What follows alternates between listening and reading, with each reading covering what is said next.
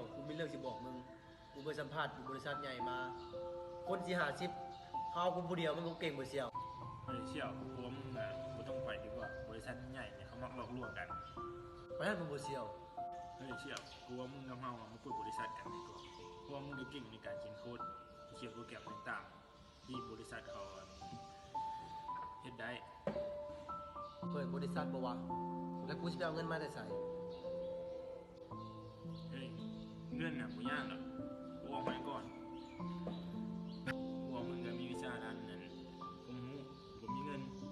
ถ้าเราประสบผลสำเร็จขึ้นมาสิแบ่งกันกู60มึง40%โอเคป่ะกูว่ามันสิไหวบ่วะโอ้ยสบายเชี่ยวเรื่องชำนี้ไปเอาไปกินข้าวกันดีกว่าไป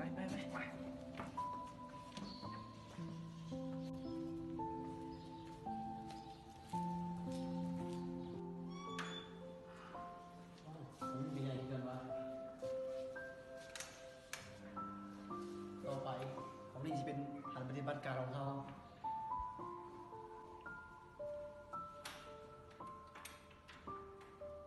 ช่วงแรกมันลดทุนดูการเสี่ยงเลยต่อไปเราก็จะย้ายไปบริษัทใหญ่กว่านี้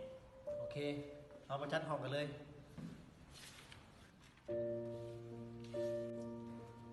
เรียกเมื่อบ่เสี่ยวเอาน้ำอีกทีนึงหน่อยแต่เนี่ย เย่ในที่สุดบริษัทใหญ่กันยอมเซ็นสัญญากับเขาแล้วเฮ้ยโจโอ้ยสิดีใจเป็นยังไงดิบริษัทก็เป็นบริษัทตัวเองโทษเด้อบริษัทนี้คอยเป็นผู้ส่วนคือกันเฮ้ยเสี่ยวมึงเห็นอีกเหรอในที่สุดบริษัทใหญ่ยอมเซ็นสัญญากับเขาแล้ว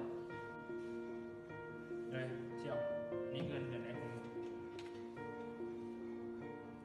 อันนี้เป็นหมายความว่าอย่าง นี่เงินเดือนนี้ของมึงของโมนัสโมฝ่ายบัญชีจัดการมึงแล้วถ้าไปซะคือว่าเงินเดือนนี้เขาจ่าย3 ปีแล้วคุยกับบริษัทนี้มาทุกเมื่อคุยกันเศร้าจนดึกครับก็ต้องท่าตลอดก็ทุกอย่างมาให้บริษัทนี้มีทุกวันนี้เฮ้ยไม่ต้องพอใจหรอกบริษัทนี้มันติดค้างมึงเนี่ยเงินเดือนที่กูให้มึงอ่ะหลายคนอื่นมึงยังพอใจหรอ